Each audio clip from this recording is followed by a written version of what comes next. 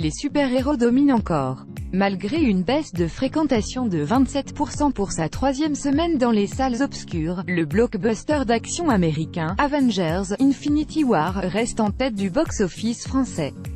Ce long métrage d'Anthony Russo et Joe Russo a attiré 767 000 spectateurs supplémentaires, soit un total de 4,4 millions depuis sa sortie. Résultat, ce troisième opus devance d'ores et déjà le deuxième volet, qui s'était arrêté avec 4,3 millions de fans au compteur il y a 3 ans, et se rapproche du premier film et de ses 4,5 millions de curieux, en 2012. Everybody Knows démarre au plus haut face aux Avengers. Le thriller Everybody Knows s'empare de la deuxième position. Ce long métrage d'Asghar Farhadi avec Penélope Cruz, Javier Bardem et Ricardo Darín, qui a ouvert le Festival de Cannes, a convaincu 391 000 cinéphiles, offrant au réalisateur le meilleur démarrage de sa carrière.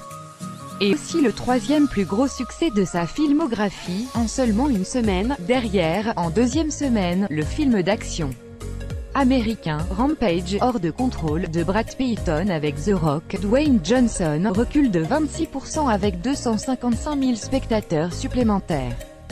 Tandis que Taxi 5 tombe au pied du podium, la comédie dramatique française Monsieur je sais tout, de François Prévost-Légony et Stéphane Archinard démarre au 5e niveau.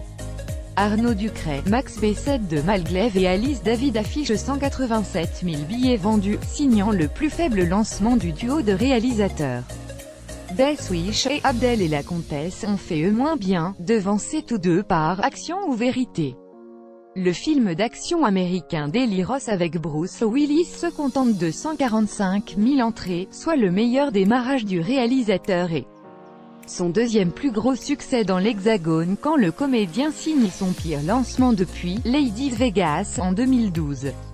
Moins de 100 000 entrées pour Plaire, Aimer et Courir Vite. Pour sa part, la comédie française d'Isabelle Doval avec Charlotte de Turckheim, Amir El Kassem et Anne Consigny n'a vu se remplir que 109 000 sièges, un démarrage plus faible que Fonzie, le précédent film de la réalisatrice. Charlotte de Turckheim signale son meilleur lancement depuis Avis de Mistral, en 2014. Le film d'animation allemand, Léo et les extraterrestres, de Christoph Lowenstein et Wolfgang Lohenstein n'est que 10e, avec 101 000 curieux.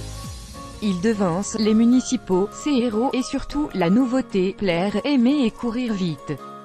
Le drame français de Christophe Honoré avec Vincent Lacoste, Pierre Deladonchamp et Denis Podalides pointe à 76 000 spectateurs, un démarrage loin des malheurs de Sophie en 2016. Quant à Vincent Lacoste, il n'avait pas connu de si faible lancement depuis Peur de rien, en 2016.